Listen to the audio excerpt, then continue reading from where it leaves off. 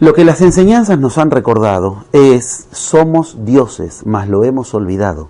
Pitágoras trata de recordarnos eso mismo. Platón nos lo dice literalmente: sois dioses, mas lo habéis olvidado. Cristo nos vino a contar un camino con el cual, literalmente, llegar a Dios. Buda enseñó lo mismo, Lao Tse enseñó lo mismo, Viracocha llegó a la misma enseñanza.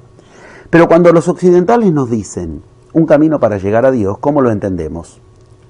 Dios está ahí, afuera, nosotros estamos acá y tenemos que lograr un camino con el cual un día nos encontraremos con esa realidad divina.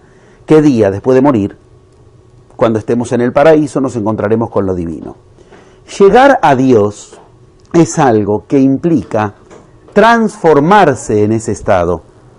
Entender que nos han dejado instrucciones precisas durante 12.500 años para el uso de esta energía es un privilegio absoluto, que no significa llegar a Dios en un sentido de Dios está afuera, yo un día me moriré y llegaré al estado divino. Llegar a Dios significa, en las enseñanzas originarias que nos enseñaron de qué se trata llegar a Dios, como quien dice llegar a médico o llegar a abogado, transformarse en ese estado, alcanzar el estado divino. De eso se trata lo que nos viene a facilitar la entrada en la nueva era. No es una enseñanza repartida aisladamente para algunos. En todo el planeta están contenidas las enseñanzas básicas.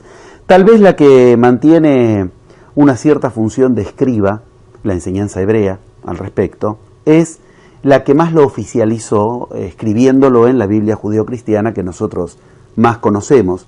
Yo he estudiado durante 14 años todas las Biblias, todos los escritos sagrados y partes de las claves fundamentales de esta historia. Por eso es que de ningún modo se remiten al origen de la temporalidad bíblica que nos permite ubicar la parte científica solamente descubierta del tema. Para ser claros, hay que entender que estamos hablando de enseñanzas de más de 10.000 años, porque hay que entender que esto remite a una raíz oculta, idéntica para todas las iniciaciones. La cultura hebrea deviene de una cultura llamada de Medio Oriente, y por eso tienen el nombre hebreos. Hebreo significa los que vienen del otro lado. ¿Los que vienen del otro lado de dónde? De un río particular. Ese río tenía una división fundamental, el Jordán estamos hablando, donde los que venían del otro lado eran los hebreos. ¿Qué pasó del otro lado? Del otro lado, ¿quién vino? La Biblia dice claramente en su capítulo 12 del Génesis que el que vino fue Abraham.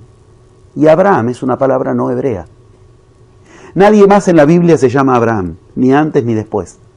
Abraham significa un anagrama de descastados de la casta brahmánica. A-Brahman, sin brahmanes. ¿Qué quiere decir? 12.000 años antes del inicio de la cultura hebrea, ya empezó la cultura hebrea cuando los descastados brahmanes de la India ya no quisieron saber más nada con el sistema de castas, el mismo al que en el siglo VI a.C. se va a oponer Buda, se va a oponer al sistema de castas, ya había empezado en aquel 12.000 a.C. ¿Cuándo?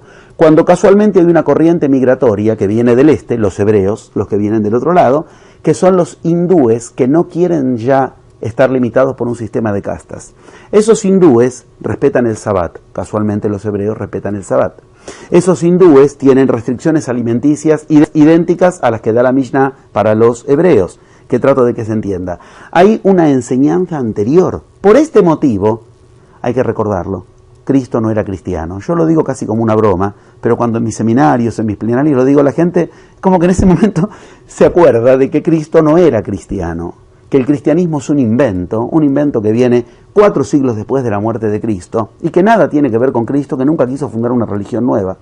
Cristo era judío, y como judío, ¿qué hace? Cuando empieza la parte oculta de su historia, hay registros claramente demostrados de que Cristo ¿a dónde fue a buscar sus raíces? A la India. A la India.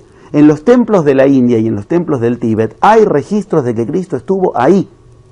¿Por qué se fue a buscar sus raíces a la India si él era hebreo? Porque los hebreos tienen raíces abramánicas, Abraham.